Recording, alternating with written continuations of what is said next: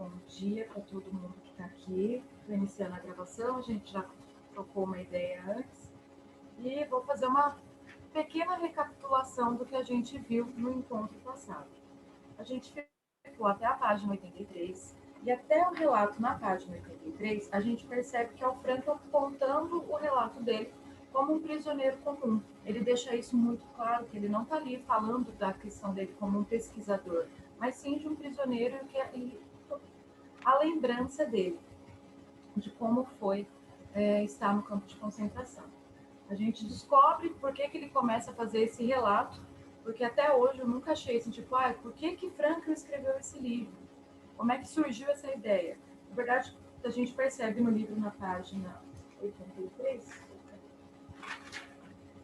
na página 69, que é a hora que ele começa a falar, né, sobre... Olha, eu queria contar o que estava acontecendo assim que me mostraram uma foto. Esse livro foi ditado em 9 dias, assim que ele sai do campo de concentração, então ele está relatando a experiência dele como um prisioneiro, e depois ele começa a relatar a experiência dele como um psicólogo, psiquiatra que ele era, né? Essa visão a visão de cientista que ele tem. No encontro passado, eu toquei o barco de uma vez só, para poder chegar até um certo ponto. Nesse eu quero que a gente dê pelo menos uma paradinha, um tempo, para tomar um café, pegar uma água. E aí eu vou continuar a gravação, já fica avisado o pessoal que vai ter uma lacuna ali na gravação, que a gente vai dar uma pausa.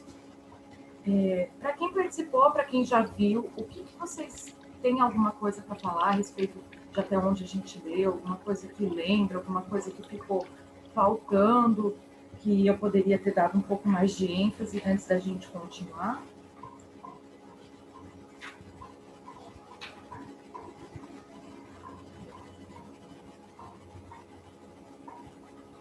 Então, eu vou seguir, pessoal. A gente continua agora aqui da página 83, o capítulo chama Irritabilidade. Antes disso, a gente vê esse relato do prisioneiro, e daqui para cá a gente começa a ver esse relato do psiquiatra, do pesquisador ali. Ju, vou só confirmar com você. Esse é Em Busca do Sentido? Você tá olhando no PDF, né? Qual é deles? Peraí. Não, é Em Busca de Sentido que a gente está lendo. Peraí, que no PDF a numeração é diferente. Deixa eu pegar aqui, deixa eu pegar uma foto. No PDF está na página 47. Mas aqui no PDF eu não achei. Esse é o primeiro? Não, né? Tem a vontade. Aqui, ó. Esse capinha aqui, ó. Então, aqui eu não tô achando esse. Vai, peraí. Deixa eu olhar aqui rapidinho.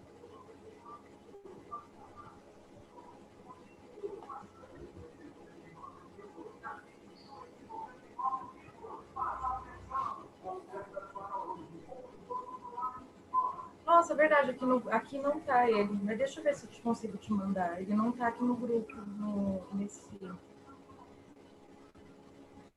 Você tem ele fácil aí, Tamires? Eu tenho, peraí que eu já passo. Maravilha, se puder colocar lá no grupo, fica mais fácil. É que passe no WhatsApp ou aqui mesmo? Pode ser no WhatsApp. Pode ser no WhatsApp. Pode ser lá no grupo direto. Depois eu coloco ele no Drive. Erro meu. Aí as páginas são diferentes no PDF. Aí aonde que tá no PDF? Na 46, que a Tamires falou, né? Tá. Obrigada. Aqui agora a gente segue na parte ele começa a falar sobre a questão da irritabilidade. Eu vou ler alguns pontos e a gente vai comentando, porque agora acho que a gente pode ter esse nosso olhar enquanto terapeuta também. No comecinho da 83, até aqui escrevemos a apatia, a dessensibilização do íntimo que toma conta do prisioneiro durante sua estada no campo de concentração, fazendo sua vida psíquica baixar. De modo geral, a um nível mais primitivo, tornando-o objeto do destino ou do arbítrio dos guardas, destituído de vontade, tanto que ele acaba cheio de medo de tomar nas mãos seu destino, ou seja, de enfrentar decisões.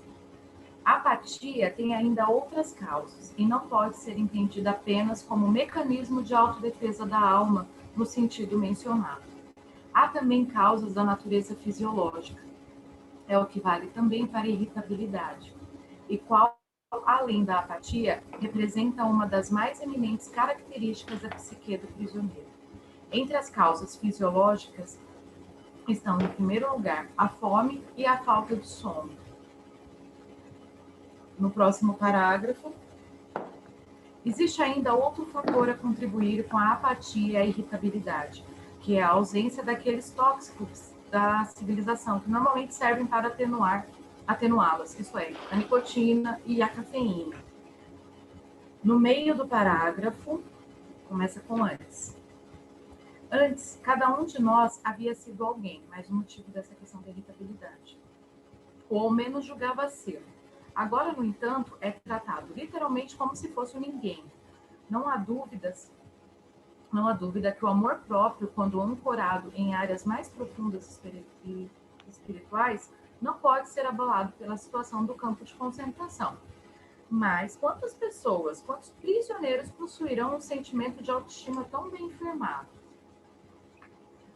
Aí, agora eu vou pular para outra página, porque eu separei somente essas partes que ele está falando dessa questão, dessa constituição dessa irritabilidade no prisioneiro. Na página 85, no primeiro parágrafo, um parágrafo aí do meio, no meio, tá? Começa como sempre, e aí essa parte está no meio. Aquela irritabilidade de cujas origens fisiológicas diversas falamos acima, acaba por se potenciar com o acréscimo das causas psicológicas constituídas pelo complexos carregados de sentimentos de todos os envolvidos.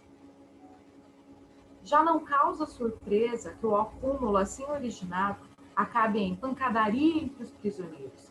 Aquele reflexo que, a partir de uma sensação de raiva, extravasa-se no golpe físico, já está basicamente pré-condicionado pelos frequentes espancamentos que o recluso testemunha a cada instante. Eu mesmo passei repetidas vezes pela experiência de sentir a mão solta, prestes a perder o controle, quanto faminto e tresnoitado, era acometido de raiva súbita. No finalzinho do parágrafo, na página 87, ainda sobre irritabilidade. Esse descontrole pode ocorrer facilmente, pois a própria irritabilidade aumenta desmedidamente, face à apatia dos outros, e mais ainda diante do perigo em que ela coloca a gente, quando de uma inspeção iminente. Ele está relatando aqui sobre até mesmo ele ali, sabendo de onde vinha essa raiva, ele era cometido por essa raiva, principalmente por conta da imposição dos guardas, você tem que limpar, você tem que fazer isso, aquilo. Ele está contando, né, a história de deixar o lugar plenamente limpo. Você fala, mas deixar limpo uma palhinha solta, qual o problema de uma palhinha caída aqui no canto? E os chefes falavam que, ó, tal hora a gente vai passar, fazer inspeção.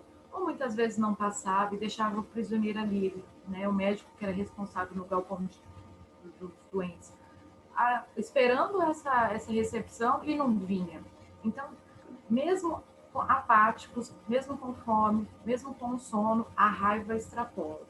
E a gente percebe muitas vezes isso no dia a dia da gente. Uma noite mal dormida, a gente acaba tendo uns ímpetos meio de raiva, como se fosse algo, parece até mesmo meio instintivo. Não sei se vocês já passaram por isso, ou já tiveram que atender alguém, ou já chegou numa época da vida que fala assim, olha, esse agora que a gente está vivendo, estou sentindo muita raiva. E é isso que ele está dizendo, que até mesmo lá, esses prisioneiros, da maneira como estavam, sentiam muita raiva. Tranquilo até aqui? Alguém quer fazer alguma consideração, um comentário? Então vamos seguir para o próximo capítulo. Alguma coisa aqui que vocês tenham anotado, que vocês queiram falar?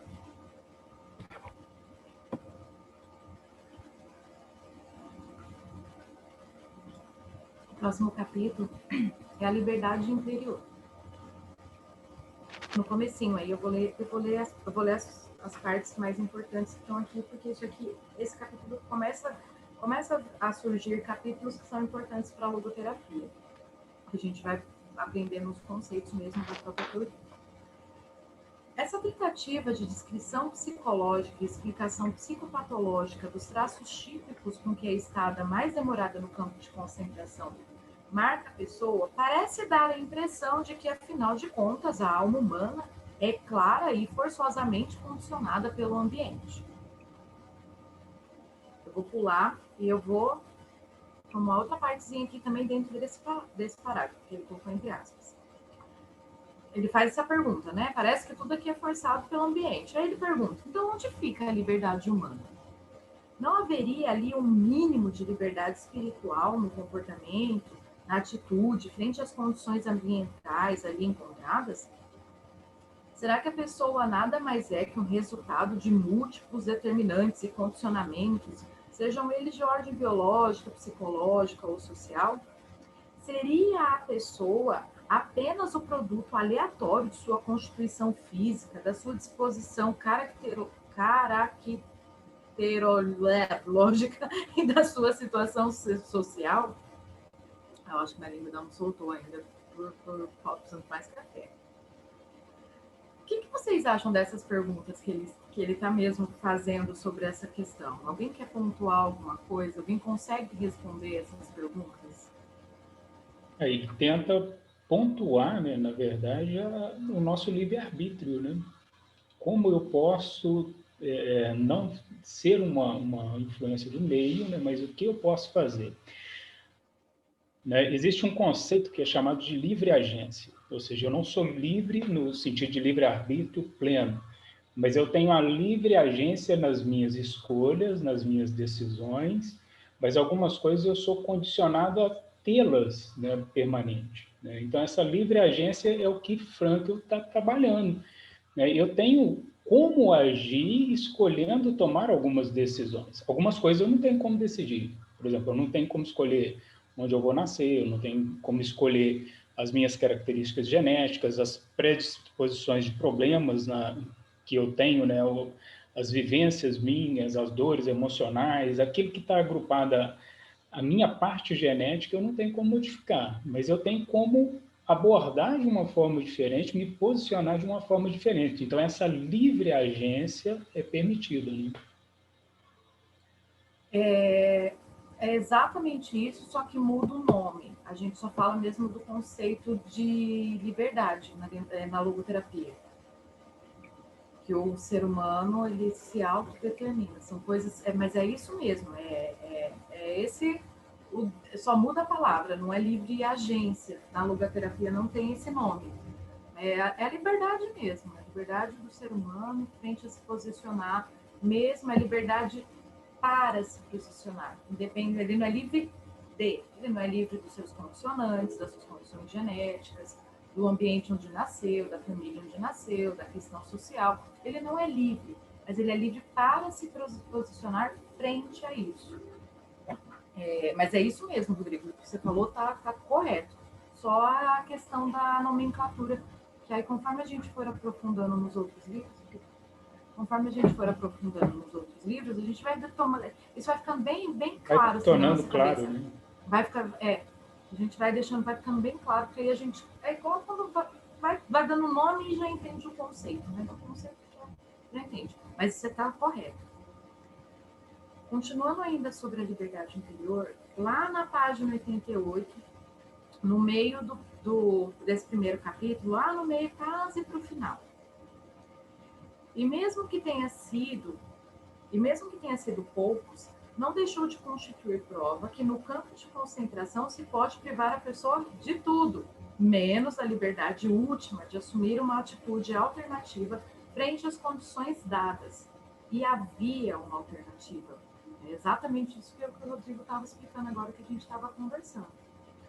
A cada dia, a cada hora, no campo de concentração, havia milhares de oportunidades de concretizar uma decisão interior, uma decisão da pessoa contra ou a favor da sujeição aos poderes do ambiente que ameaçavam privá-la daquilo que é a sua característica mais intrínseca, a sua liberdade. na página 89, no meio desse parágrafo que começou na outra página, aquilo que sucede interiormente com a pessoa, aquilo em que o campo de concentração parece transformá-la, revela ser o resultado de uma decisão interior. Em princípio, portanto, toda pessoa, mesmo sobre aquelas circunstâncias, pode decidir de alguma maneira no que ela acabará sendo, em sentido espiritual, um típico prisioneiro de campo de concentração, ou então uma pessoa que também ali permanece sendo ser humano e conserva a sua dignidade.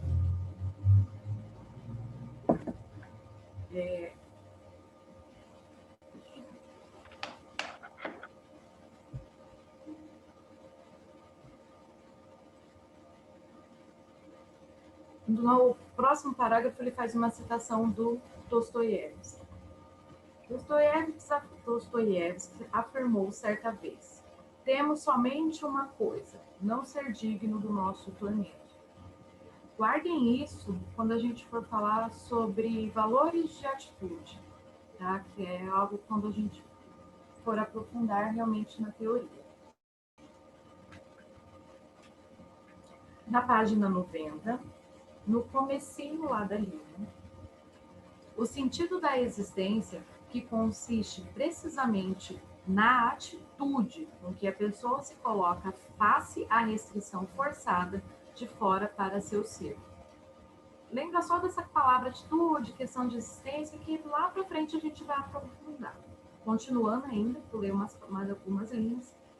Se é que a vida tem sentido, também o sofrimento necessariamente o terá. Afinal de contas, o sofrimento faz parte da vida, de alguma forma, do mesmo modo que o destino e a morte. Aflição e morte faz parte da nossa existência como um todo.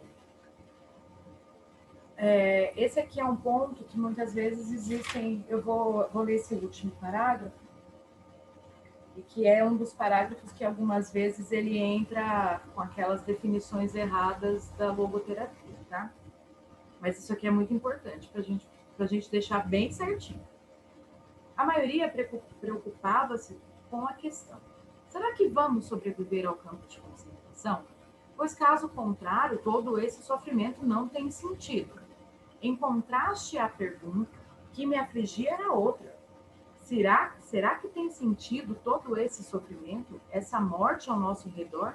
Pois, caso contrário, afinal de contas, não faz sentido sobreviver ao campo de concentração. Uma vida cujo sentido depende exclusivamente de se escapar com ela ou não é, portanto, das boas graças de semelhante acaso, uma vida dessas nem valeria a pena ser vivida. Esse também vai entrar num conceito sobre valores de atitude, quando a gente vai falar sobre o sentido do sofrimento. Porque muitas vezes aqui começa a virada da pergunta, né? Será que sua vida só vai ter sentido se eu sair daqui com vida? Opa, pera. Se a vida só for ter sentido nela mesma, que desgrama a gente está passando por tudo isso? Deve haver um sentido nesse sofrimento todo que a gente está passando. Alguém quer pontuar alguma coisa? Quer falar alguma coisa? Posso continuar? No próximo capítulo, chamado Destino, um Presente, o Frankl está falando de uma maneira sobre a questão da aceitação, né? Já aí no primeiro parágrafo desse capítulo, pela maneira com que uma pessoa assume seu destino inevitável, assumindo com esse destino todo o sofrimento que lhe impõe, revela a si mesmo nas mais difíceis situações, mesmo no último minuto de sua vida, uma abundância de possibilidades de dar sentido à sua existência. A pessoa pode permanecer corajosa e valorosa, digna e desinteressada, ou, na luta levada ao extremo, pela autopreservação, pode esquecer sua humanidade e acabar tornando-se por completo aquele animal gregário. Pula uma linha. Dependendo da atitude que tomar, a pessoa realiza ou não os valores que lhe são oferecidos. pela situação sofrida e pelo seu passado, pelo seu pesado destino. Ela então será digna do tormento ou não. Continuando no finalzinho desse parágrafo, não escrevi ainda nessa carta que justamente que agora se lembrava de um filme. Ele está contando relatos de um rapaz que viu um filme. Mas escrevi ainda nessa carta que justamente agora se lembrava de um filme no qual um homem encarava sua morte com disposição, dignidade e coragem.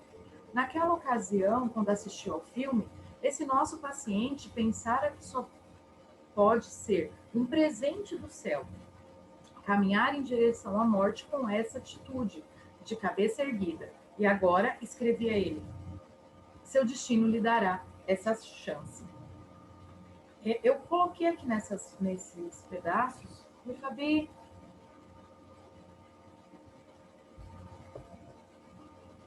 Fabiana, a gente está na página 91, agora eu estou pulando para a página 92, para o último parágrafo. Não sei se você está me ouvindo. Eu estou sim, João. Maravilha. Tá, então agora eu estou indo para a página 92, no último parágrafo.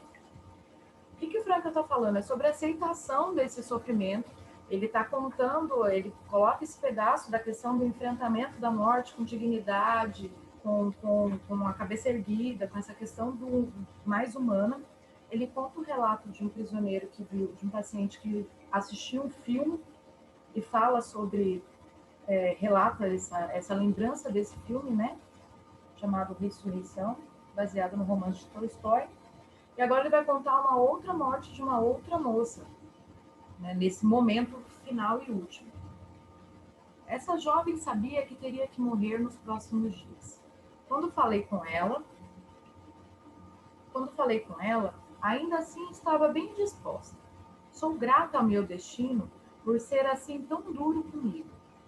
Foi o que ela me disse textualmente. Pois em minha vida burguesa anterior, eu tive tudo o que quis, e minhas ambições espirituais não eram lá muito sérias. Em seus últimos dias, ela estava completamente em si mesmada. Essa árvore ali é a única amiga em minha solidão, disse-me ela, apontando pela janela do barracão. Lá fora, um castanheiro estava em plena florescência, e do catre da enfermaria podia-se enxergar pela pequena janela do barracão da enfermaria um único ramo verdejante com suas flores. Com essa árvore eu converso muitas vezes, disse ela. Fico meio desconcertada, sem saber como interpretar suas palavras. Estaria ela sofrendo de alucinações e delírios? Por isso lhe pergunto, se a árvore também lhe responde. Sim, por isso a árvore também lhe responde. Sim. E o que estaria dizendo? Respondeu. Ela me disse, estou aqui, eu sou a vida eterna. Alguém quer fazer algum comentário, alguma coisa sobre essa parte?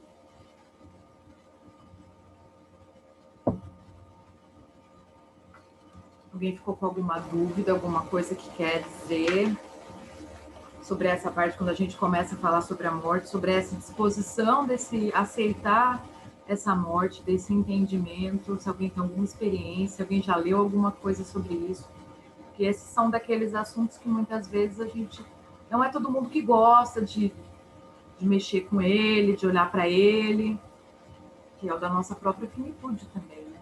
Essa moça, ela fala de várias coisas, né? Ela nega a existência de uma morte que está muito próxima, ela evita falar sobre as perdas, né, que ela realmente está sentindo, né? E ela repete, né, a história. Parece que ela usa de recursos da psicologia, psicossociais, né, que é muito normal, negação, né? Não falar sobre determinada perda, a repetição de algumas coisas, né? E o fantasiar mesmo, né? Não que ela não visse e nem falasse com a árvore, realmente ela via e falava com a árvore, né? A gente, às vezes, tenta negar isso para a pessoa, mas a pessoa está vivenciando aquilo, né? É algo dela. É uma experiência pessoal, íntima e subjetiva, né? E tem a ver, nesse momento aqui, sobre o sentido da vida. Sobre esse sentido último da vida. Sobre a pessoa... Não sei se vocês já leram ou conhecem uma obra chamada A Morte de Ivan Illich. E ali é um...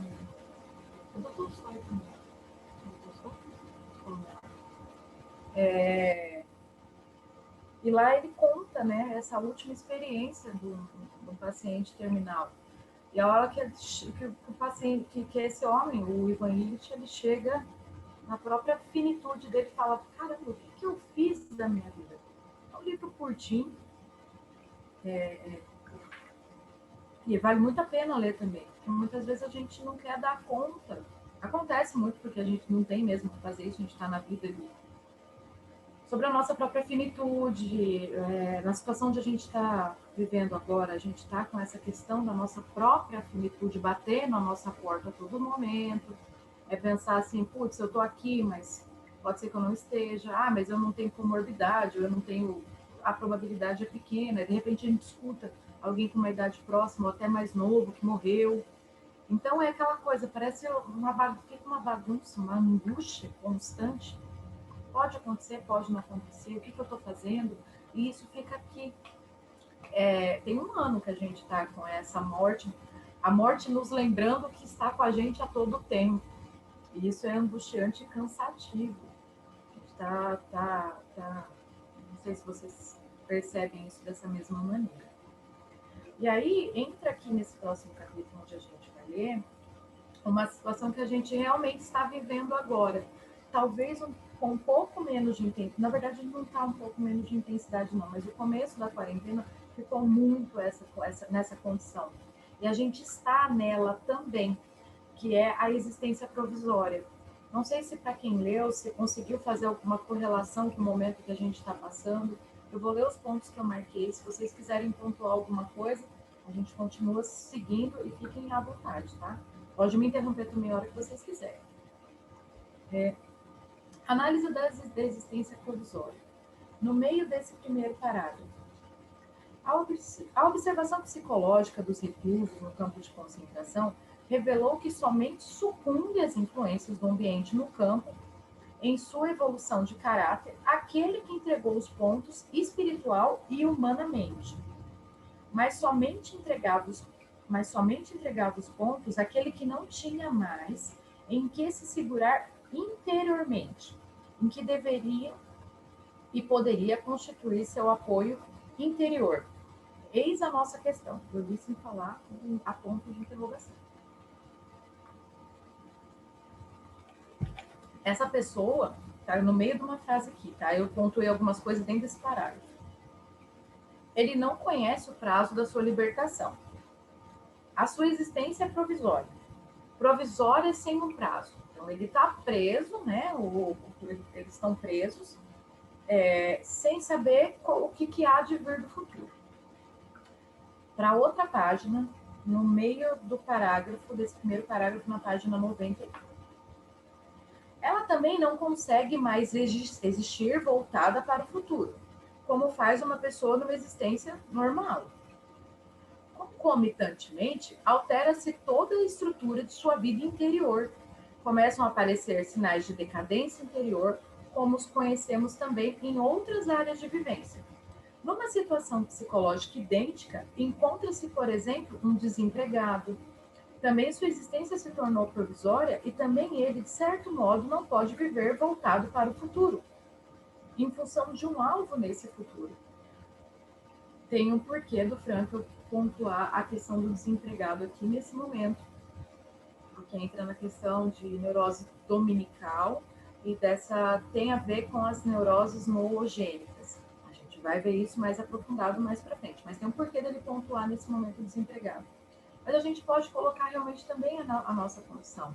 Nesse momento, nada disso estaria acontecendo. Esse grupo provavelmente não estaria acontecendo se não fosse por conta de uma pandemia, de uma quarentena, e a gente acabar procurando novos meios, novas ferramentas de se conectar com as pessoas, de aproveitar, não, acho que não é nem assim, de preencher essa lacuna de tempo nas obrigações que a gente tinha, por exemplo, no começo de 2020. Vamos pegar um ano inteiro, o último ano que a gente teve dentro da nossa normalidade, 2019. Então a gente tinha outras obrigações, quando de repente, a gente teve que ter outras obrigações, outras maneiras de lidar com esse tempo, sem saber quando a gente ia sair. Não sei como era para vocês, mas muitas pessoas falam assim, não, a gente não pode ficar, a gente não vai ficar um ano aqui, né, nessa situação. E de repente estamos aqui há um ano, né, sem perspectiva concreta de uma data para falar assim, olha, é o seguinte, em dezembro vai estar tudo bem, não vai ter mais tanto esses números. Há um ano atrás, a gente não esperava que estaria morrendo mais de 3 mil pessoas por dia. Se alguém contasse isso lá atrás, a gente ficaria muito abismado. Falaria assim, a gente está aqui nervoso porque morreu 1.000 pessoas na Itália? Por que a gente está aqui se compadecendo com o pessoal lá na Itália que morreu, tiveram 1.000 mortes? Como é que a gente vai chegar a esse ponto de 3 mil mortes por dia? Então, nesse momento, eu acho que a gente está nesse auge dessa existência provisória, né? Do não saber. Por mais que a gente tenha esperança com a vacina, com outras coisas acontecendo, a gente está nesse momento agora em suspensão do o que há de vir, que não depende só da gente. Deixa eu ver o que eu marquei para cá.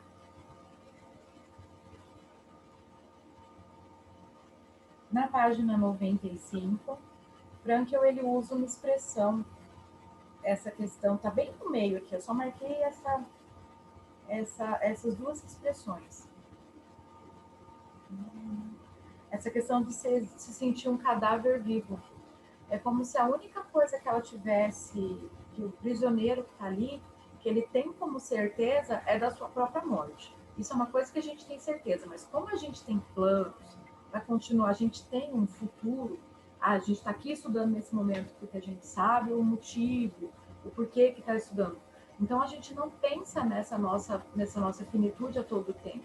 Lá, no caso deles, além de se olharem e ver somente pele e osso, e a morte constante em tudo quanto é lado, eles têm essa existência, esse sentimento de vazio muito grande, de se sentir realmente esse cadáver vivo, né? A pessoa reclusa não tem esse alvo para o futuro, né? Esse alvo do futuro não existe, passado como já falamos. Na página 96, eu vou avisar onde estão os grifos que eu coloquei a respeito disso. No meio do comecinho aqui do parágrafo, na terceira linha. A desvalorização total da realidade, oriunda da forma provisória de existência do recluso, acaba seduzindo a pessoa a entregar os pontos completamente e abandonar-se a si mesma, visto que, de qualquer forma, tudo está perdido. Vou algumas linhas ainda nesse parágrafo. Em vez de transformar as dificuldades externas da vida no campo de concentração numa prova de sua força interna, elas não levam a sério a existência atual e depreciam-na para algo sem real valor. No próximo parágrafo, no meio, são poucas as pessoas capazes disso, mas elas conseguiram, mesmo no fracasso exterior e mesmo na morte, alcançar uma grandeza humana que antes de sua existência cotidiana, talvez jamais lhe tivesse sido concedida. Para os outros, entretanto, para nós, do tipo médico e frouxo, passava a valer a advertência de Bismarck. A vida é como estar no dentista. A gente pensa que o principal ainda vem, quando na realidade já passou. É sobre todo esse tempo de conflito ali que ele tá falando. Essa coisa do a gente não sabe o que é pior, de repente o pior já passou, de repente a gente não sabe, a pessoa está conversando aqui, de repente está morta ali, Então, era todo esse conflito dessa suspensão dessa existência. É só uma atemporariedade, né? E ele cita muito isso numa frase que ele diz, né? Ele diz assim, em relação ao mundo normal, o recluso, com o tempo, se sentirá como se estivesse desaparecido para este mundo. Então, a pessoa não consegue se posicionar no tempo e espaço, né? O sofrimento é tanto que para ela o tempo não passa, né, em momento algum. Ela não consegue nem vivenciar o futuro, nem consegue ver o que já aconteceu com ela, e muito menos o momento de realidade. Né? Exatamente, porque fica fica suspenso. A sensação, essa percepção de tempo, ela não funciona, ela tem essa diferença mesmo. Como se aquilo que tivesse no outro mundo, como que tivesse exterior às cercas, não existisse. Que é o que ele vai acabar relatando na hora que ele está ali, a questão da libertação. O próximo, alguém quer contar alguma coisa?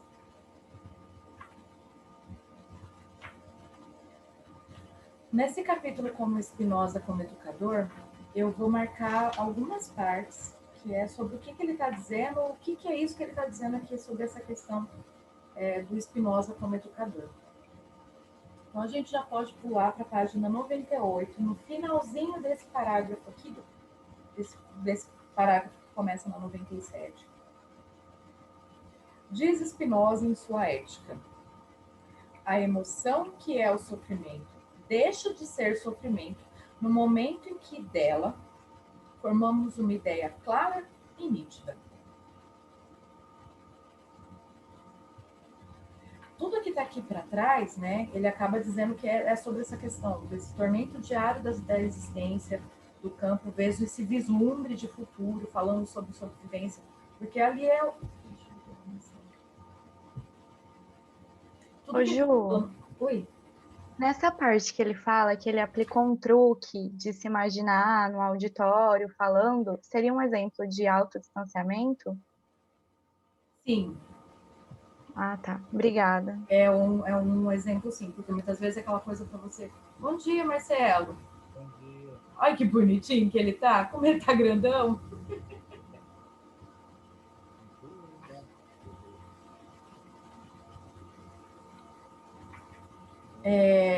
Onde está esse aqui que eu não marquei? Eu acabei não marcando, Laura. Tá nesse mesmo parágrafo aí, no terceiro parágrafo. Eu vou ler aqui. Esse, né? Tá. Ah, tá. Eu vou ler para vocês entenderem o que a Laura está falando. Ele está falando sobre esse tormento diário da existência no campo, vezes um vislumbre, né, de um futuro, falando sobre uma vivência. Eis que então aplica um truque. Vejo-me de repente ocupando a tribuna de um grande auditório, magnificamente iluminado e aquecido. Diante de mim, um público ao vir atento, sentado e confortável, em confortáveis poltronas. Enquanto vou falando, dou uma palestra sobre a psicologia do campo de concentração. E tudo aquilo que tanto me tortura e oprime acaba sendo objetivado, visto e descrito na perspectiva mais alta da ciência.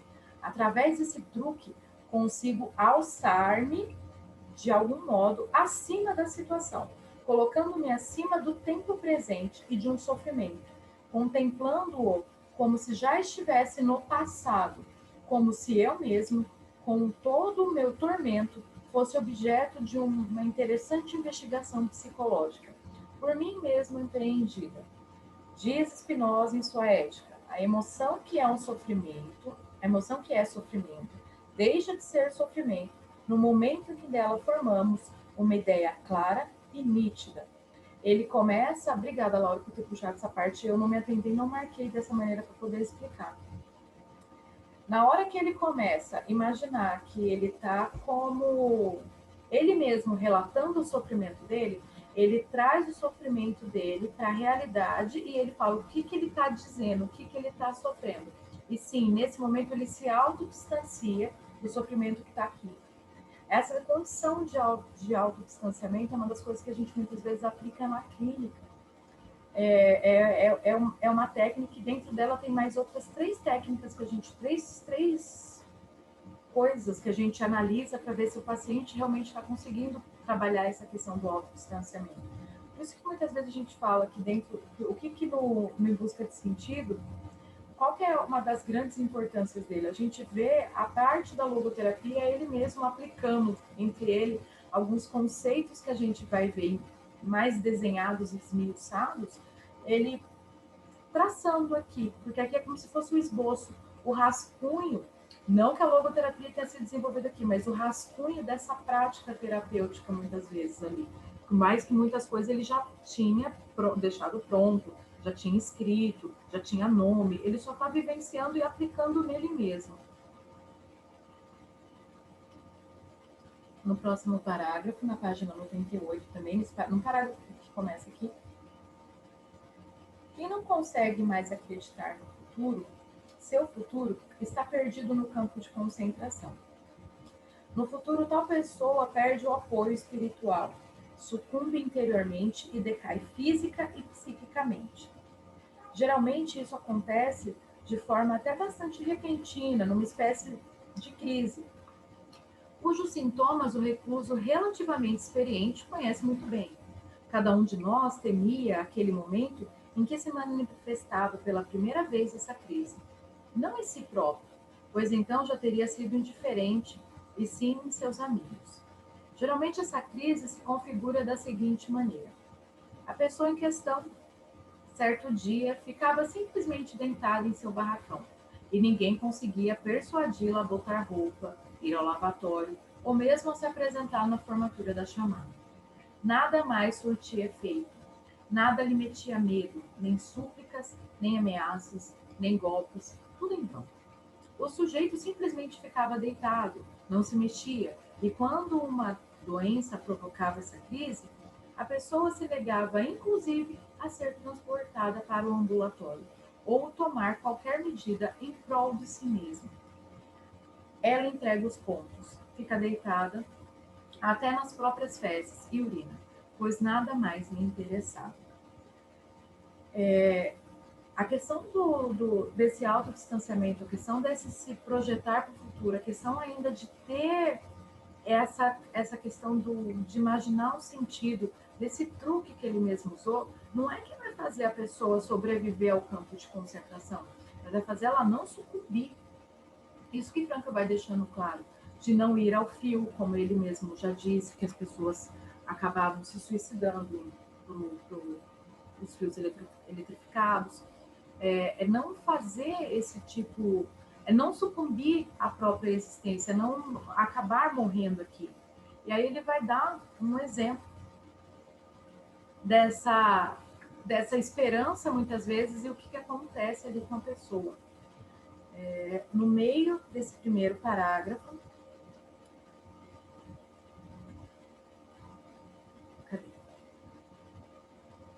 o chefe do meu bloco, um estrangeiro que outrora foi um compositor musical bastante conhecido, disse-me certo dia: Ei, doutor, gostaria de lhe contar uma coisa. Há pouco tempo tive um sonho curioso. Uma voz me disse que eu poderia expressar um desejo e que poderia dizer o que gostaria de saber. E ela me responderia a qualquer pergunta.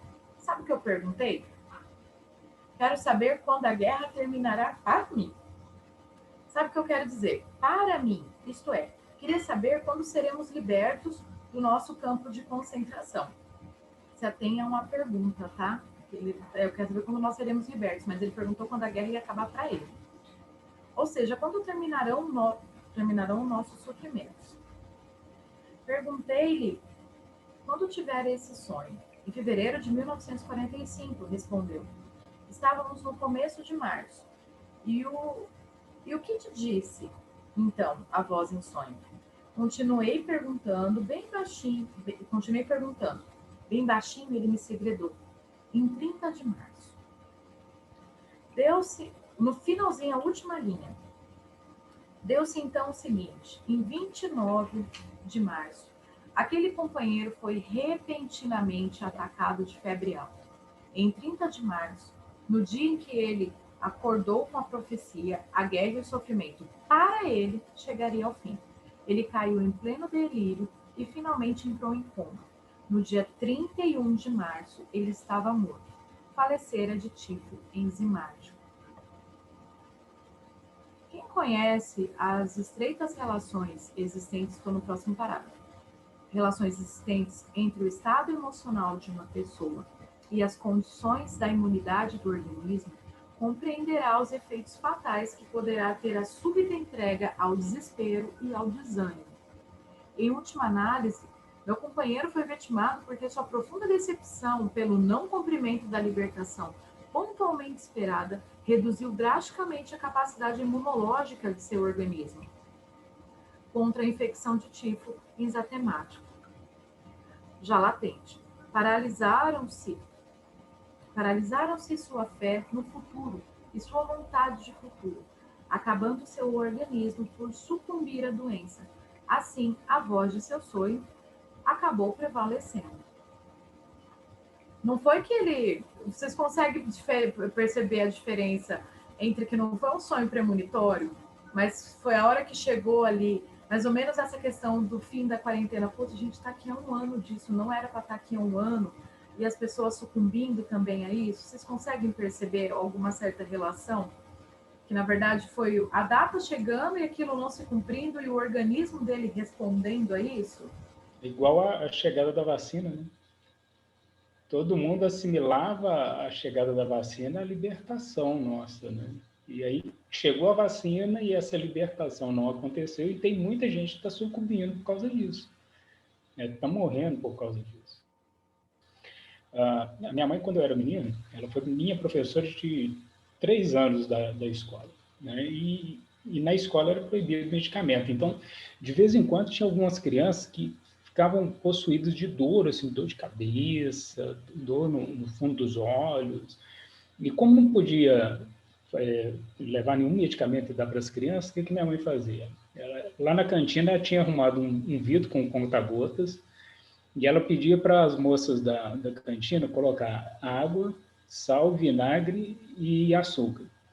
E fazer alguma coisa assim, e aí toda vez que a criança sentia uma dor, e realmente a dor era real, ela pedia para ir na cantina, buscar o remédio, e aí vinha com aquele vidrinho, uma colher, colocava no conta-gota algumas gotinhas do remédio, dava para a criança sarava, literalmente. A dor era real, o sofrimento era real, mas o medicamento não era nada, né? Mas para a criança, aquele medicamento trazia a cura. Então era um negócio muito fora do comum, mas só que a mesma coisa estava acontecendo. Aquele rapaz tinha colocado para ele uma data de libertação.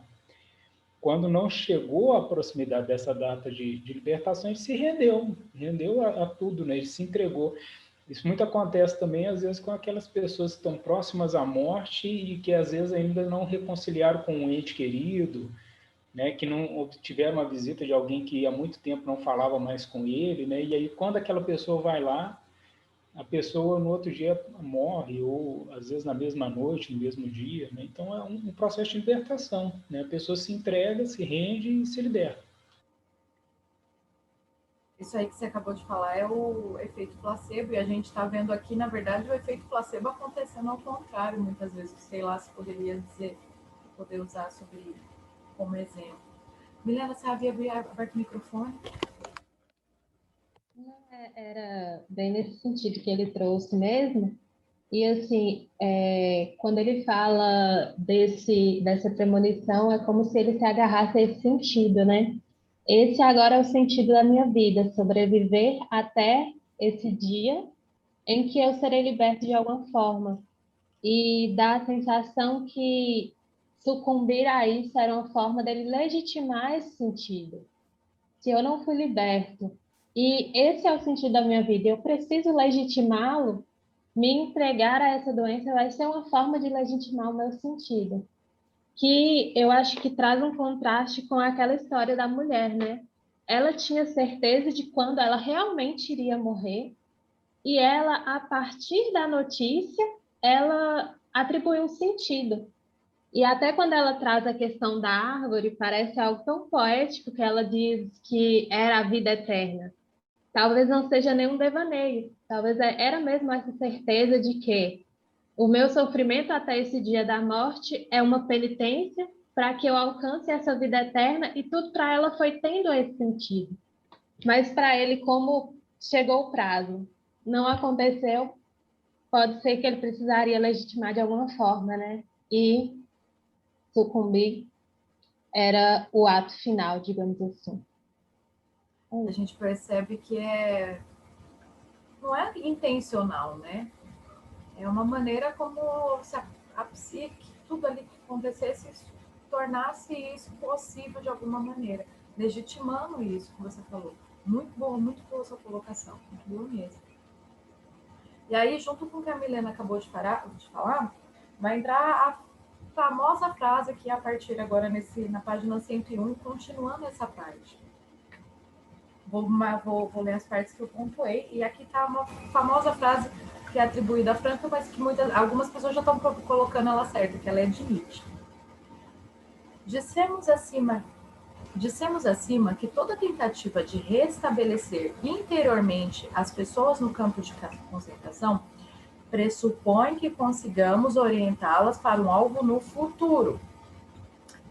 Descendo um pouquinho mais. Palavras de Nietzsche. Quem tem por que viver aguenta quase todo como.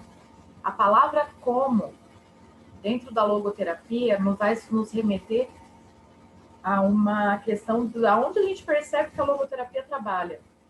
Não é um para quê, não é um porquê, tem um como, né? Esse como é uma pergunta fenomenológica.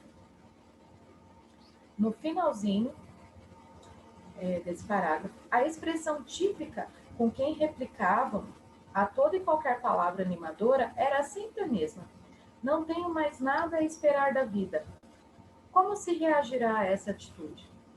Aqui a gente começa a ver o que a logoterapia faz com essa pergunta. Não tenho mais nada a esperar da vida. A pergunta começa a virar. Eu vou continuar lendo a pergunta pelo sentido da vida. Começa a mudar a pergunta, mas não é uma questão de... Vou ficar aqui, peraí. Precisamos aprender e também ensinar as pessoas em desespero que, a rigor, nunca e jamais importa o que nós ainda temos a esperar da vida, mas sim, exclusivamente, o que a vida espera de nós. A pergunta muda, como ele mesmo fala aqui, né? Uma revolução copernicana.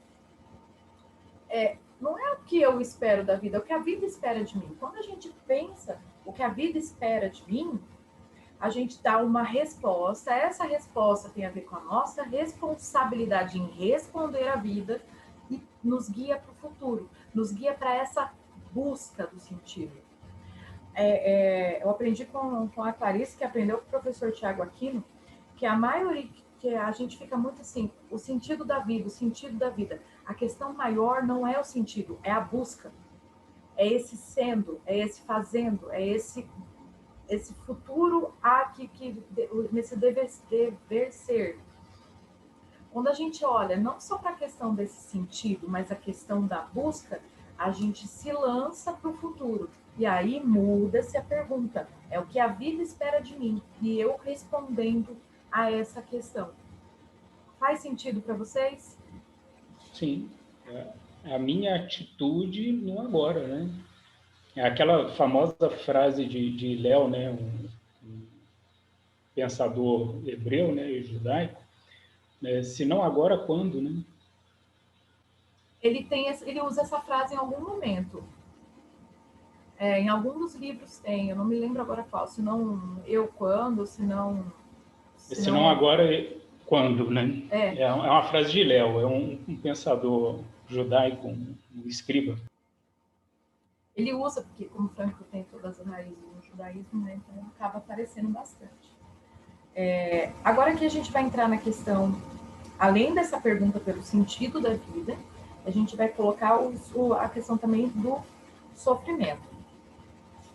Deixa eu ver aqui.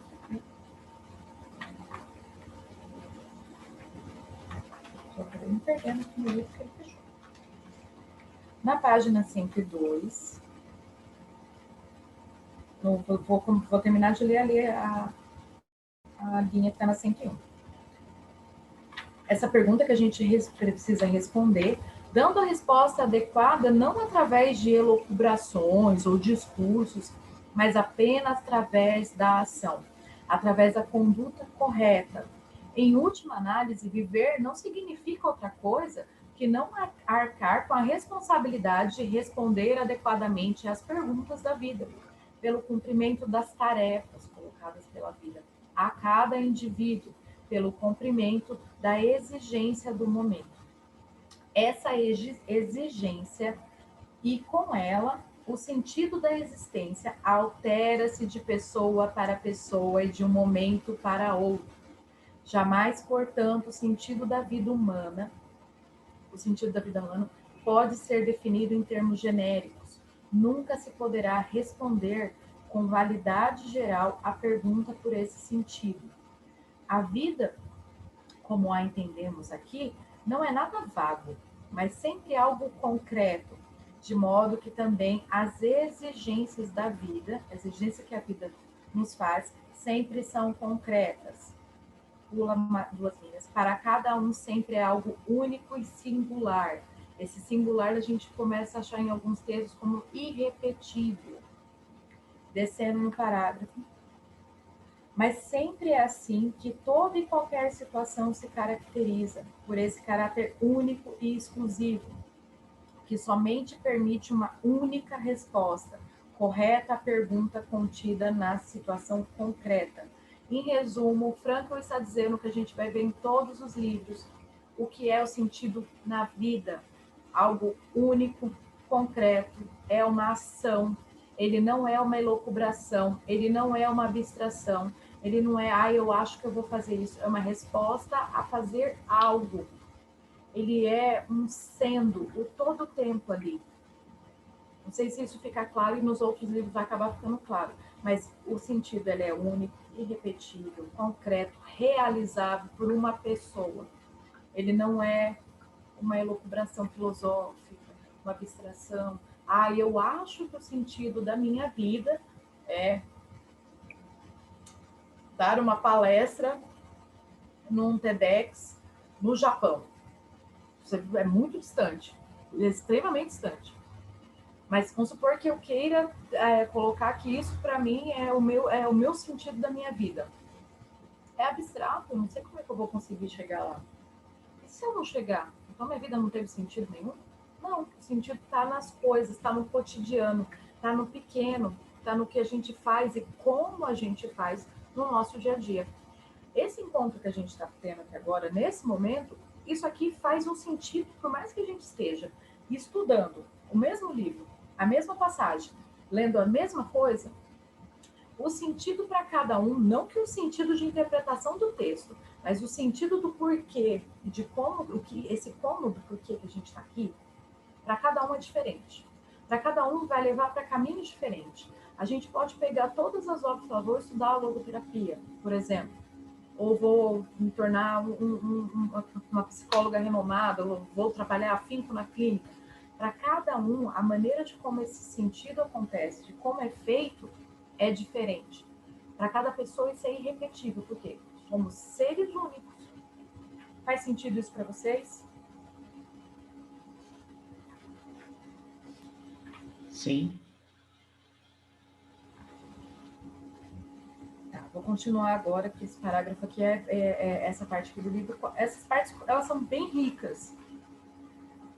Quando o homem descobre, na 102, último parágrafo, quando o homem descobre que seu destino lhe reservou um sofrimento, tem que ser nesse sofrimento também uma tarefa sua, única e original.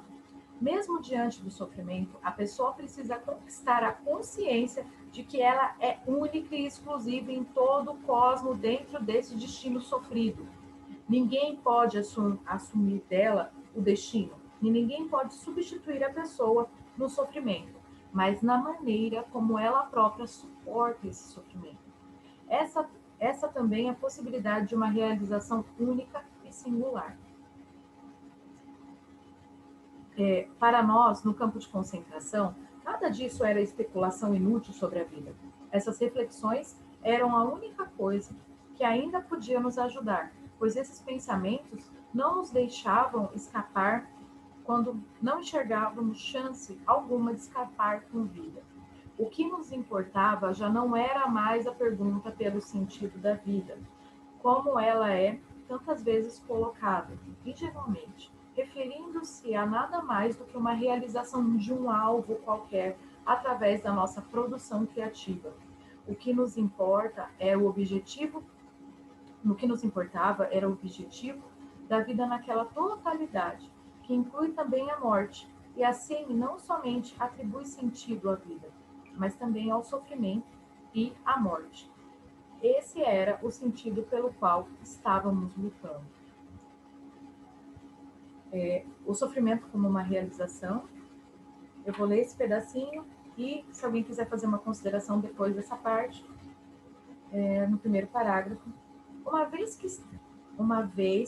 que se nos revelará o sentido no sofrimento, também nos negávamos, então, a ficar desfazendo ou minimizando o volume de sofrimento que havia no campo de concentração, seja reprimindo ou iludindo-nos a respeito do mesmo como um otimismo barato ou artificial.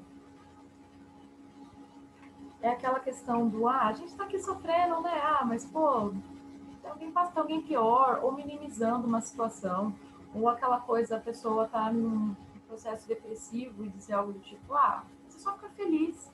Felicidade é uma questão de escolha. A gente escuta isso ainda nos dias de hoje.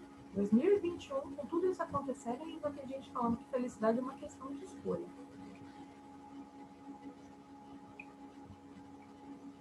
Ele fala sobre essa questão de não minimizar esses sofrimentos, e ele fala de um amigo, né? No finalzinho da página do parágrafo na 104. Certa vez perguntei a um companheiro como fizera para desaparecer seus edemas de fome, ao que ele confessou: curei-o chorando. É a questão de não se envergonhar sobre o seu sofrimento. Que fique claro que não está aqui, tá? Porque devido ao contexto. Existe um sentido no sofrimento, mas não quer dizer, Franco deixa claro isso das outras obras, que a gente tenha que procurar sofrimento, porque isso não é buscar um sentido, isso é masoquismo, tá? É por conta desse contexto que ele está falando sobre muito isso, essa questão do sentido no sofrimento. Aqui tem uma parte importante. Vocês querem dar uma pausa agora ou tá tranquilo para vocês?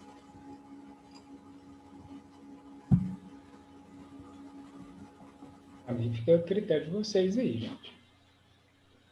Eu vou continuar aqui e eu vou até 11 horas. Aí a gente dá uma pausa de uns 10 minutinhos e retorna. Tranquilo? Eu acho que até não vai dar para a gente conseguir chegar até a parte que eu queria, porque essas partes aqui, a gente precisa olhar com um pouquinho mais de cuidado. O capítulo Algo Está Esperando, página 104, continuamos aqui. Vou ler as partes que a gente está pontuando aqui. Usam essa passagem pequenininha, dizendo que Franco salvou a vida desses dois homens, por conta desse sentido no futuro. Franco, na verdade, ele está dissociando esses homens aqui sobre a intenção do suicídio. A gente não tem como dizer se eles sobreviveram ao campo ou não. É isso que a gente tem que deixar isso bem claro, porque muitas vezes não ter esse aprofundamento na logoterapia, falam, Franco falou para esses dois homens ali que eles tinham um objetivo no futuro e salvou. Calma, vamos olhar o pedacinho e colocar isso dentro do contexto. Algo está esperando. No meio desse primeiro parágrafo. As tentativas psicoterapêuticas individuais foram muitas vezes um tratamento de emergência para salvar a vida. Afinal, esses esforços se destinavam sobretudo à prevenção do suicídio. Por algumas linhas, apresentando-os não só por servirem de paradigmas para a aplicação práticas das reflexões acima expostas, mas por revelarem também uma notável paralelismo. Gente, esquece esse pedaço aqui, porque eu acho que eu marquei errado, perdão. Trata-se de dois homens que em conversas haviam manifestado intenção de suicídio. Ambos alegaram de maneira típica que nada mais tinham a esperar da vida. E para Franco importava mostrar a ambos que a vida esperava algo deles, e algo na vida no futuro estaria esperando por eles. E, de fato, revelou-se que por um deles havia um ser humano esperando seu filho, a qual idolatrava, esperava pelo pai no exterior, e pelo outro esperava não uma pessoa, mas um objeto, sua obra. O homem era cientista e publicara uma série de livros sobre determinado tema, e qual não estava concluída, e aguardava sua conclusão. E para essa obra, esse homem era insubstituível, não podia ser trocado por outro. Da página 105 no finalzinho. A pessoa que se deu conta dessa responsabilidade em relação à obra que por ela espera, ou perante ao ente que a ama e espera, essa pessoa jamais conseguirá jogar sua vida fora. Ela sabe do porquê de sua existência. E por isso também conseguirá suportar quase todo o como. Voltando à citação de Nietzsche que ficou para trás em alguns capítulos. Não foi que Franco milagrosamente... Ele vai deixar claro isso. Que ele foi lá e está fazendo... Baixou a pessoa mais... Ele está fazendo relato que ele é um prisioneiro comum. Aí, de repente, ele... Não, eu vou salvar todas as pessoas aqui. Não, foi numa conversa simples para dissuadir esses dois homens de cometer... da intenção de suicídio. É bom a gente ter isso bem claro, caso a gente escute alguém falando algo ao contrário disso. Me dizendo que a logoterapia é uma mágica. Não é desse jeito. Tanto que Franco ele começa a dizer que ele era um prisioneiro médio ali, que ele estava cansado também, que ele não estava ali para ficar cuidando de todo mundo, por mais que ele tivesse conhecimento, é quando é pedido para que ele dê uma palavra. E ele fala que ele pegou tipo, os últimos fiozinhos de energia dele, falando assim, mas o que eu vou falar? Eu estou esgotado aqui também. É isso que ele está relatando aqui nesse capítulo, uma palavra na hora certa. E aqui, na página 107, assistência psicológica, a gente vai ver um dos manejos terapêuticos que a logoterapia também proporciona. A gente que é dessa área e que a gente fala muito da questão do sentido, vamos ver em outros livros, conforme for aprofundando os estudos, que existe sim um sentido na vida, existe sim essa busca do sentido, mas nunca é o terapeuta que vai atribuir o sentido na vida do outro. Em momento de desespero, a gente pode dizer, olha, tem um sentido, vamos aqui que eu vou pegar aqui junto com a sua mãe, vamos buscar isso aqui junto? Mas nunca o terapeuta vai atribuir esse sentido. E isso, Frankl faz lá no campo de concentração mesmo, com essa assistência psicológica. Vou começar a ler as partes que eu pontuei aqui para vocês deixarem isso claro.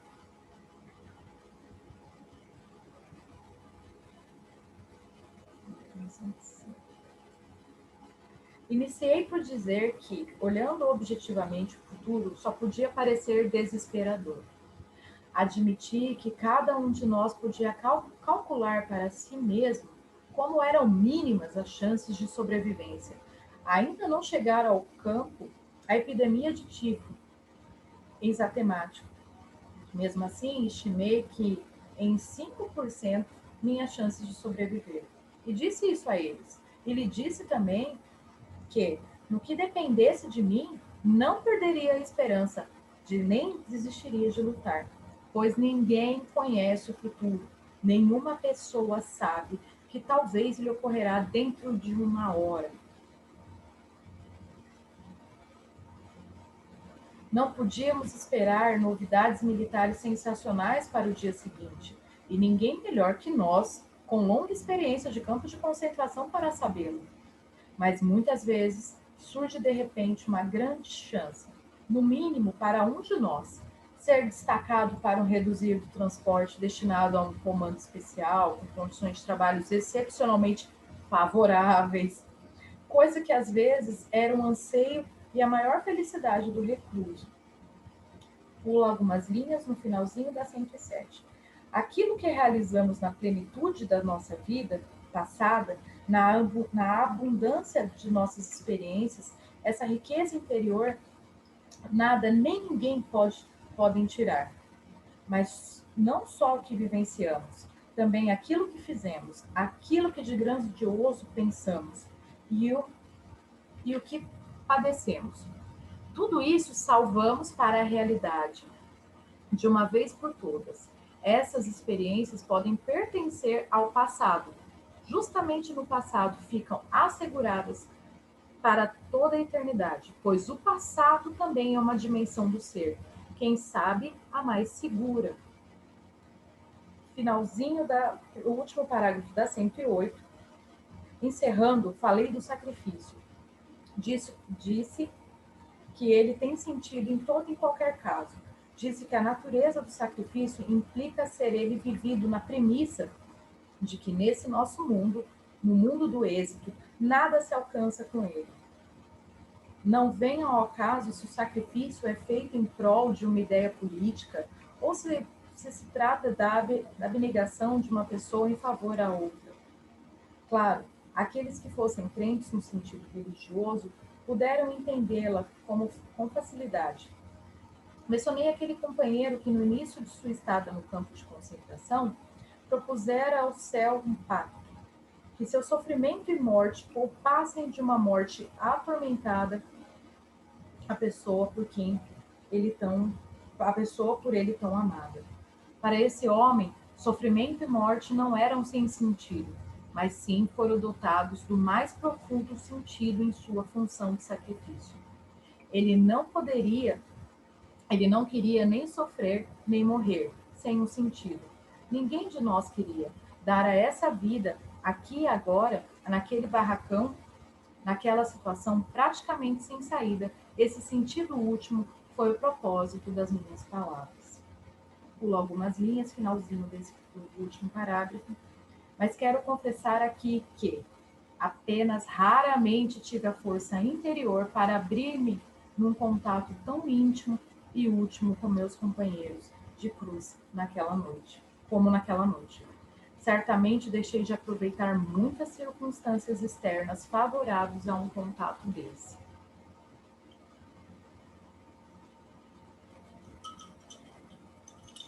Eu acho que essa frase final, além de todo esse relato, deixa bem claro que Frankl não saiu ali como um salvador.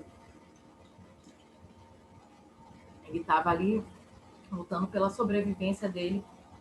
E mesmo lutando pela sobrevivência dele, ele conseguiu fazer um mínimo, onde ele mesmo disse, poxa, eu poderia ter feito mais, mas ele fez o que lhe coube naquele momento. Ele respondeu às vezes, eu enrolo para falar exigência. Pronto, agora saiu. Ele respondeu às exigências do momento. Outro ponto interessante agora, que a gente acabou terminando essa questão dos valores de atitude, da vida tem um sentido apesar do sofrimento. E aqui fica uma questão curiosa, para quem é da área da psicologia, vai lembrar, eu já tinha citado no nosso primeiro encontro, um experimento. A psicologia da guarda do campo de concentração. Essa aqui é a... Antes dele falar sobre essa questão da libertação, ele vai falar sobre o que acontece muitas vezes de algumas pessoas serem tão violentas. Né?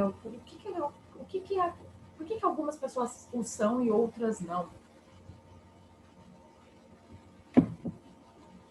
Nos capítulos anteriores, no comecinho, a gente percebe que ele fala dessa seleção negativa, que eram selecionados os mais brutos, os mais sádicos para serem os capos, que eram os judeus mesmo, prisioneiros ali, que atuavam piores que os próprios guardas.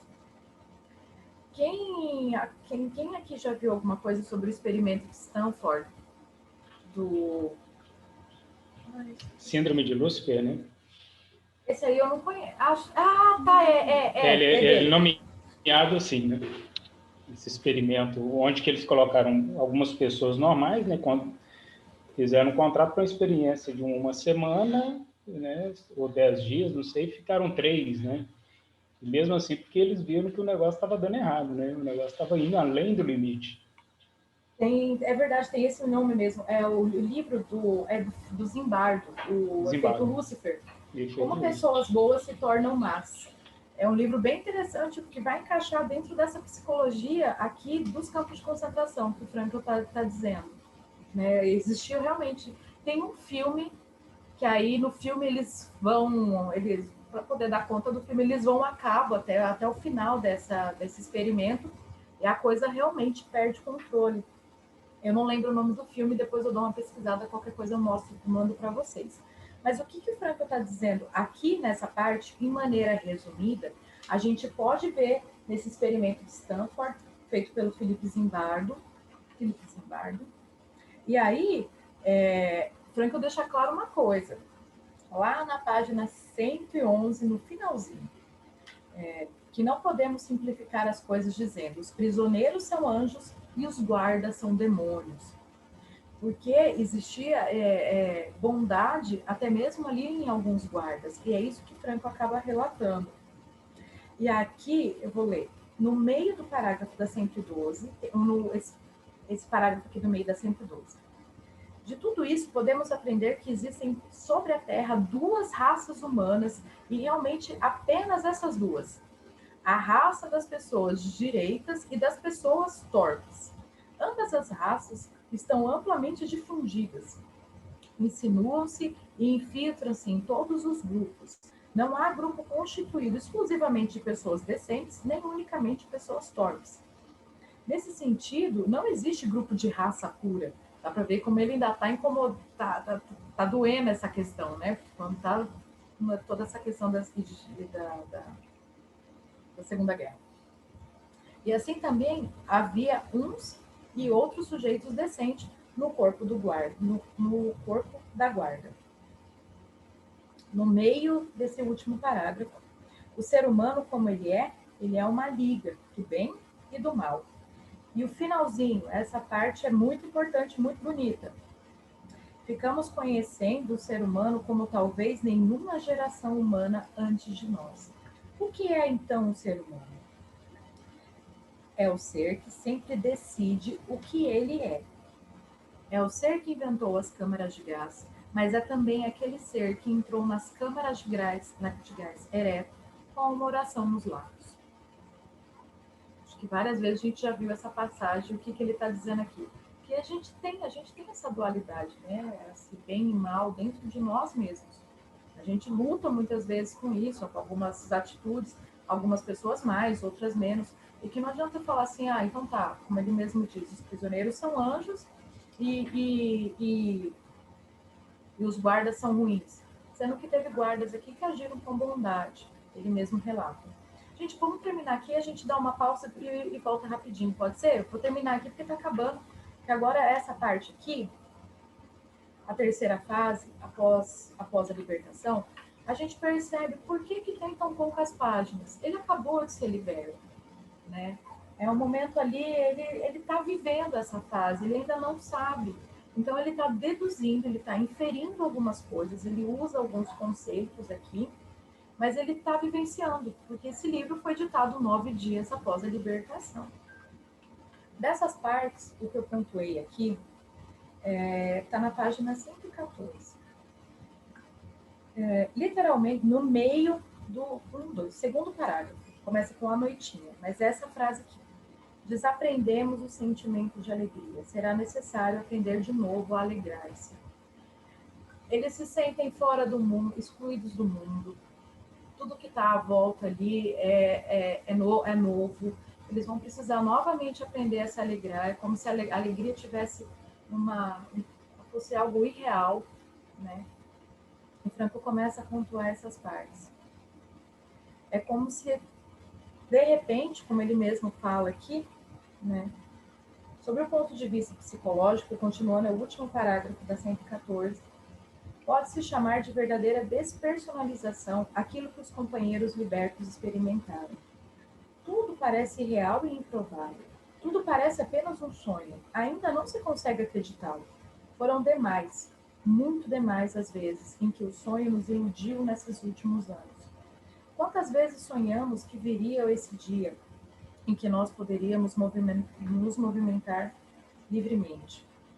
Quantas vezes sonhamos estar chegando em casa para abraçar a esposa, saudar os amigos, sentar com eles à mesa e começar a contar tudo aquilo que se passou durante esses anos?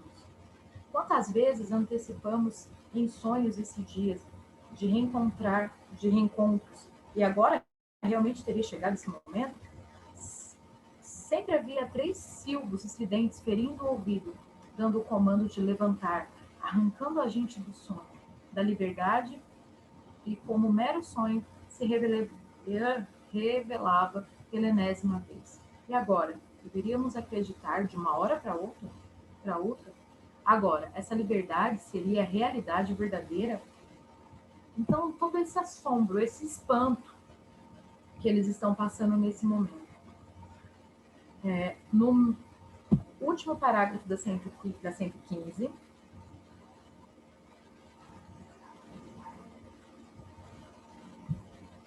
falando sobre os prisioneiros, o modo de falar muitas vezes. Passam-se dias, muitos dias, até que se solte não somente a língua, mas também algo dentro da gente. De repente, o sentimento abre uma brecha naquela estranha barreira repressiva que o recalcara. Então, dias após a libertação, vais andando pelo campo livre, atravessando campinas floridas, rumo a um lugarejo nos arredores do campo de concentração. Cotovias se alçam para as alturas e ouve seu canto de alegria que ressoa no alto do ar livre. Em toda a volta não se enxerga viva alma. O que te cerca é campo aberto, a terra, o céu, o regozijo das cotovias e o espaço livre. Nada mais. Interrompes tua caminhada neste espaço livre para olhar no espaço livre, paras, olha ao redor e olhas para o alto e te prostras de joelho.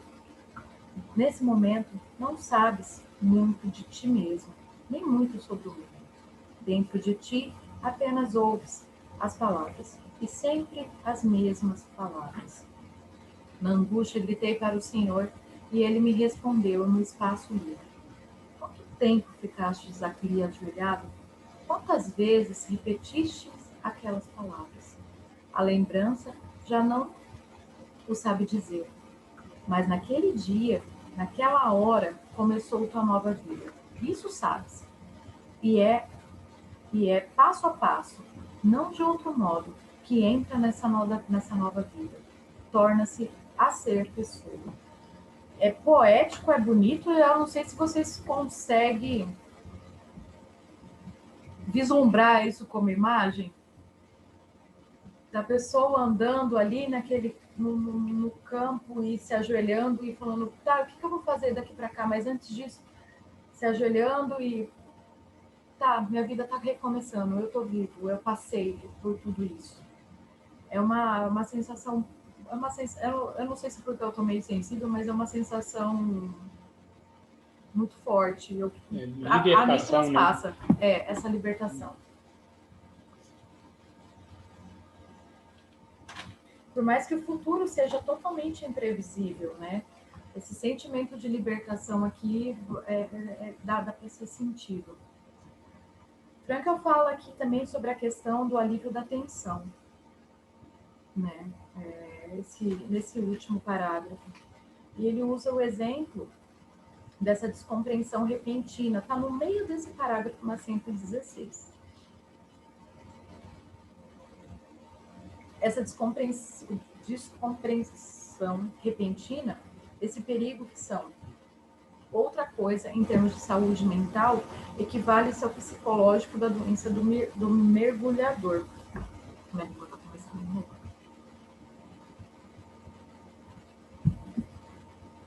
É ficar tanto tempo condicionado, preso num único espaço, que na hora que sai, a pessoa não sabe para onde vai, não sabe o que vai fazer, não sabe o que está acontecendo, e isso pode gerar alguns problemas. Dentre eles, o que o Frankl pontua. Lembrando, isso aqui ainda está acontecendo, então ele não tem certeza. Ele só está dizendo o que ele está inferindo. Cadê? Página 117, no primeiro parágrafo, no comecinho. Somente aos poucos se consegue levar essas pessoas a reencontrar a verdade, tão trivial, de que ninguém tem o direito de praticar injustiça, nem mesmo aquele que sofreu injustiça. Porque o que está acontecendo? Assim que alivia essa pressão, muitos prisioneiros estão dizendo, eu vou me vingar, eu vou matar, eu vou procurar alguém, eu vou me vingar de alguma maneira. E Franco está dizendo que não é para fazer isso. Tanto que ele está dando aqui o exemplo de um dos amigos que gritou, né, dizendo com ele no finalzinho da 117. Podem decepar essa mão se eu não manchar de sangue no dia que eu chegar em casa. E quero enfatizar que o homem que me disse isso, em si, não era um sujeito ruim. Sempre foi no campo de concentração e depois o melhor dos companheiros. Além da deformação que ameaça a pessoa repentinamente liberta da pressão psicológica, ainda existem duas outras experiências fundamentais que podem colocá-las em perigo, prejudicá-la e deformá-la sob o ponto de vista caracterológico. São a amargura e a decepção da pessoa, que livre volta à sua vida antiga. A amargura é provocada por experiências diversas nos contatos com outras pessoas, no antigo ambiente de vida de quem sai do campo de concentração. Ao voltar para casa, ela constata que muitos não reagem de outra forma do que simplesmente encolhendo os ombros ou dando de si frases baratas. Em vista disso, não raro, ela é tomada de amargura, surgindo dentro de si a pergunta de para que teria sofrido tudo aquilo, não ouvindo outra coisa a não ser as costumeiras e evasivas. Ah, nós não sabíamos de nada, ou ah, nós também sofremos. Ela fica se perguntando se isso é realmente tudo que os outros lhe conseguem dizer. Algo diferente é a experiência fundamental da decepção. Nesse caso, não se trata da revolta interior contra a superficialidade e inércia do coração das outras pessoas, que faz a gente querer sumir neste mundo, para não precisar ver nem ouvir mais nada. Na experiência da decepção, a pessoa se sente à mercê do destino.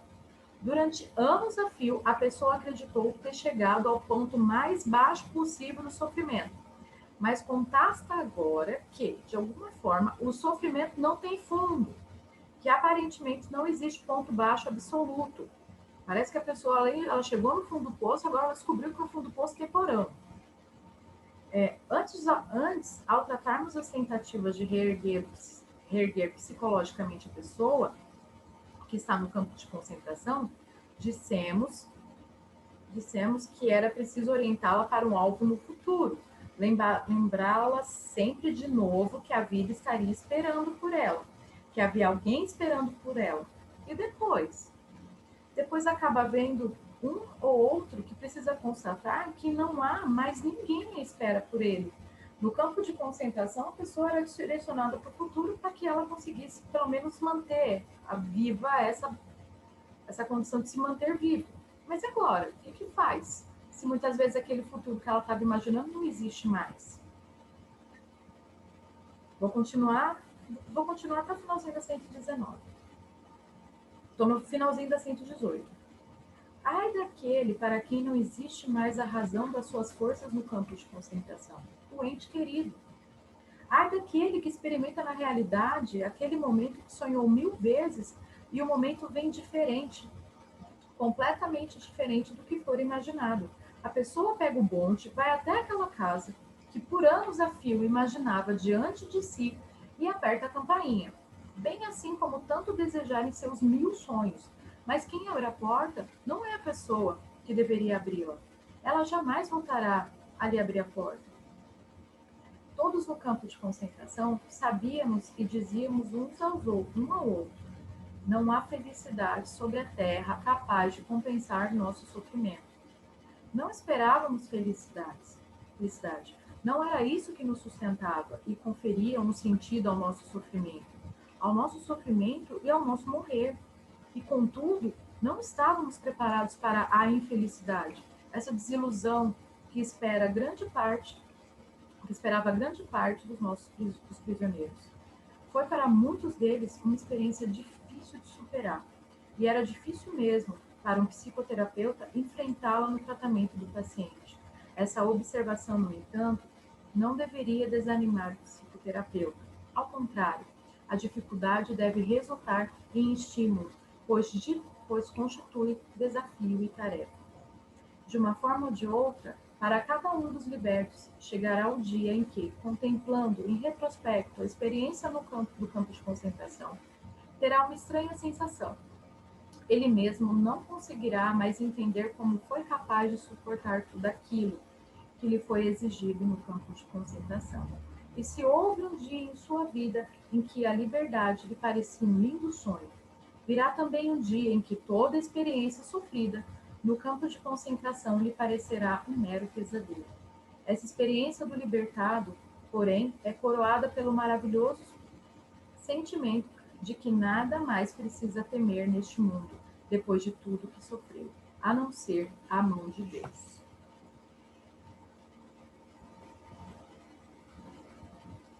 Tranquilo, pessoal, por enquanto? Gente, rapidinho, Rodrigo, deixa eu avisar um negócio para você e para a Nicole. Não sei se vocês não terminaram de ver. A proposta desse livro, essa segunda parte aqui, deixa eu colocar assim, depois eu arrumo, vou avançar. Essa segunda parte aqui, conceitos fundamentais da logoterapia, ela foi colocado posteriormente. O livro Em Busca de Sentido se encerrou, aqui acabou. Só que como esse livro teve uma repercussão muito grande, Frankl colocou algumas pinceladas do que seria a logoterapia nessa segunda parte. Nós vamos retornar esse livro depois que a gente fizer alguns estudos. A gente vai voltar e vai ver o que foi falado aqui, o que a gente já compreendeu, para que não fique muito vago, porque muitas vezes a gente pode ler esses conceitos e tomá-los por completos, e não são. Eles são umas pinceladas que estão ali. Então, algumas coisas aqui a gente vai ver que está em outros livros mais esmiuçados, e depois a gente volta para essa parte para a gente conseguir melhorar essa compreensão. Então, por hora, esse aqui é a proposta desses dois encontros, era terminar o Em Busca de Sentido, escrito na sua íntegra, que vai até a página 119. Pode dizer, Rodrigo.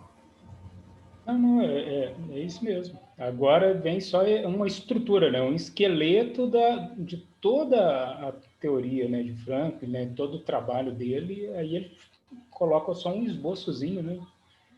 Esses conceitos fundamentais que foram acrescidos depois é só uma estrutura básica, né?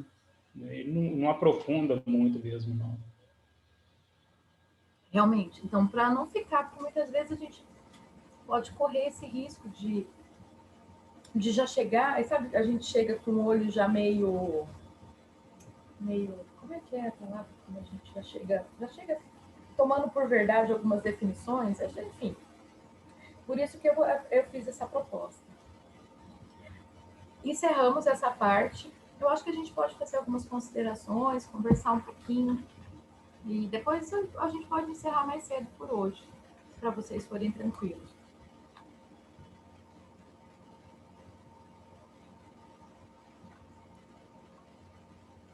Clarice, Marcelo, Fabiana, vocês estão aí. Laura, Tamires, Mirella. Eu voltei agora, estava atendendo a minha diretora. Estou sim. Alguma consideração? Vocês querem falar alguma coisa?